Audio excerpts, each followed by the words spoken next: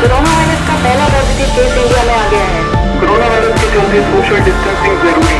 ये महामारी बहुत तेजी से पूरे विश्व में बढ़ती जा रही है। बेकाबू हो रहा है कोरोना वायरस। साइंटिस्ट ने आखिर बना ही लिया कोरोना वायरस का वैक्सीन।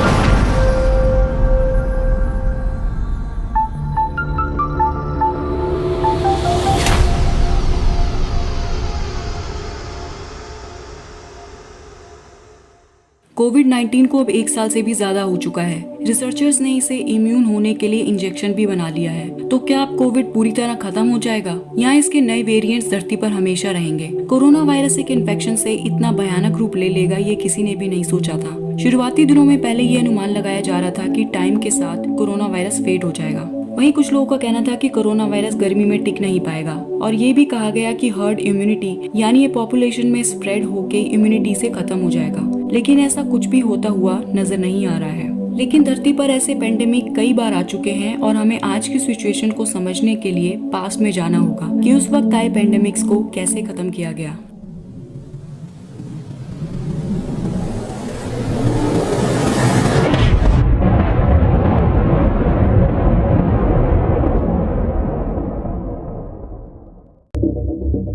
वैसे तो हिस्ट्री में कई एपिडेमिक्स और पेंडेमिक्स आए, लेकिन अब तक के वर्स्ट पेंडेमिक्स जिन्होंने कई सालों तक लोगों को हॉन्ट किया और लाखों लोगों की जान ली, यह महामारी थी black death, plague, Spanish flu, small pox और कॉलेरा। लेकिन क्या आप जानते हैं कि दुनिया का सबसे पहला पेंडेमिक कब और कहां रिकॉर्ड किया गया था? 430 BC एथेंस ग्रीक में दुनिया का सबसे पहला पेंडेमिक पेलोपोनेशियन वॉर के दौरान शुरू हुआ, जब ये डिजीज लीबिया से इथियोपिया और इजिप्ट में पास ऑन हो गई। येरिस्निया पेस्टिस नाम के इस बैक्टीरिया से प्लेग की शुरुआत हुई, जो देखते ही देखते महामारी में बदल गई।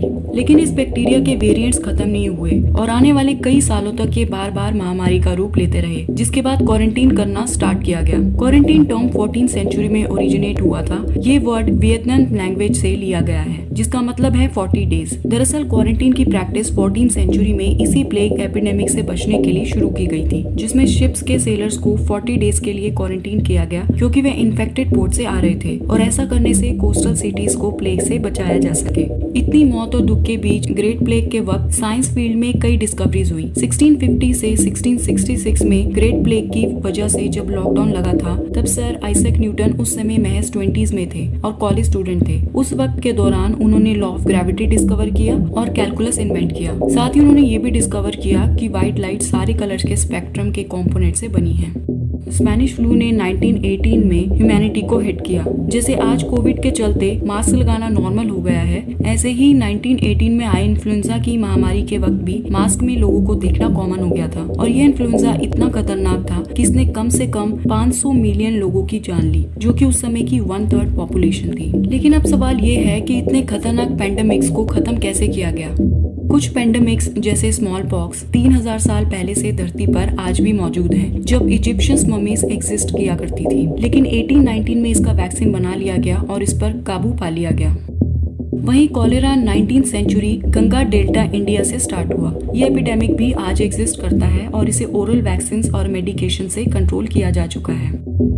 ग्रेट प्लेग 1600s में फैला। ये प्लेग 1656 से 1660 तक ही रहा। कहते हैं कि ये इतना ज्यादा स्प्रेड हुआ कि आखिरकार ये अपने आप खत्म हो गया। साथ ही क्वारंटीन जैसे मेजर लेके इससे अपना बचाव किया गया था।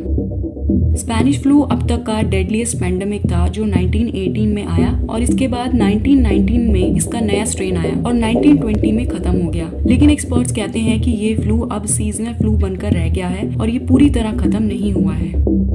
वहीं HIV जैसी बीमारी जो आज भी एग्जिस्ट करती है, वह 1981 में चिंपांजी से आई थी और इसके ट्रीटमेंट के लिए इस पर आज भी स्टडीज और रिसर्च की जा रही है, क्योंकि इसका क्योर अभी भी नहीं मिल पाया है। पास्ट पेंडेमिक्स के एनालिसिस को अगर हम कोविड-19 से रिलेट करें तो हमें इसके खत्म होने के कई वर्जन दिख रहे हैं। एक्सपर्ट्स कहते हैं कि हो सकता है कोविड-19 सीजनल एपिडेमिक की तरह दुनिया में कोएग्जिस्ट करता रहे। सीजनल वायरस का मतलब है कि वह वायरस जो साल के किसी पर्टिकुलर सीजन में अपनी पीक पर पहुंच जाए, जैसे इन्फ्लुएंजा, कॉमन कोल्ड। अगर आप नोटिस करेंगे तो ये सारी रेस्पिरेटरी डिजीजेज हैं। ये बात हम अभी भी पूरी तरह नहीं समझ पाए हैं कि रेस्पिरेटरी डिजीजेज का सीजनल पैटर्न क्यों होता है। वैसे ये डिजीजेस सारा साल एग्जिस्ट करती हैं, पर कुछ सीजन खासकर रेनी सीजन के आसपास अपनी पीक पर चली जाती हैं। Severe acute respiratory virus China में 2002 में इमर्ज हुआ था और ये 21st सेंचुरी का पहला प्लेग था। पहला SARS कोरोना वायरस ह्यूमंस और एनिमल्स के बीच बाउंस हुआ और आखिर में 2004 में ये खत्म हो गया। लेकिन उस टाइम SARS कैसे खत्म हुआ? क्योंकि इसे आइसोलेशन और क्वारंटीन के थ्रू कंट्रोल कर लिया गया था। एक्सपर्ट्स का कहना है कि करंट कोविड-19 पेंडेमिक भी अपने आप खत्म हो जाएगा। उनका कहना है कि जितना ज्यादा फैलेगा इसके खत्म होने के चांसेस उतने ही ज्यादा हैं। ये भी हो सकता है कि कोरोना वायरस के वेरिएंट्स इस पेंडेमिक को कंटिन्यू रखें। आपके दिमाग में ये बात आती होगी कि आखिर वायरस के वेरिएंट्स कैसे बनते हैं और कैसे वे म्यूटेट करते हैं। वायरसेस सर्वाइव और रेप्लिकेट करने के लिए होस्ट पर डिपेंड करती हैं। वे ह्यूमन या एनिमल्स की बॉडी को इन्वेड करती हैं और होस्ट सेल के साथ बाइंड हो जाती हैं। फिर होस्ट के खुद के सेल्स जेनेटिक कोड को रीड करते हैं और वे रेप्लिकेट करने लग जाते हैं, जिससे वायरस बॉडी में फैलता जाता है और ऐसा करते हुए कई बार जेनेटिक कोड को प्रोटीन की तरह ट्रांसलेट कर लेता है, जिससे एक नया वेरिएंट बन जाता है। कहते हैं जितना ज्यादा कोई वायरस स्प्रेड होता है उतने ही उसके म्यूटेट होने के ज्यादा चांसेस होते हैं। अगर कोरोना वायरस वेरिएंट्स की फॉर्म में हमारी लाइफ में एग्जिस्ट करता रहा तो आने वाला फ्यूचर हमारा कैसा होगा और किन चीजों पे इसका इम्पैक्ट पड़ेगा। जैसा कि हमने देखा कि लॉकडाउन के दौरान कई कंपनीज ने एम्प्लॉयज ले ऑफ कर दिए, वहीं कई स्मॉल बिजनेसेस रुक गए। लेकिन लॉकडाउन में अगर कहीं प्रॉफिट दिखा तो वह थी ऑनलाइन मार्केट। क्या आप जानते हैं कि अमेजोन की अप्रैल से जून तक 40% ज्यादा सेल्स हुई? वहीं फेसबुक, व्हाट्सएप और इंस्टाग्राम पे 15% नए लोगों ने ज्वाइन किया। लॉकडाउन के वक्त अब लोग डिजिटल मार्केट में ज्यादा ट्रस्ट करने लगे हैं और अब आने वाले टाइम में छोटे से छोटे बिजनेस भी ऑनलाइन मार्केट में अपनी जगह बना लेंगे।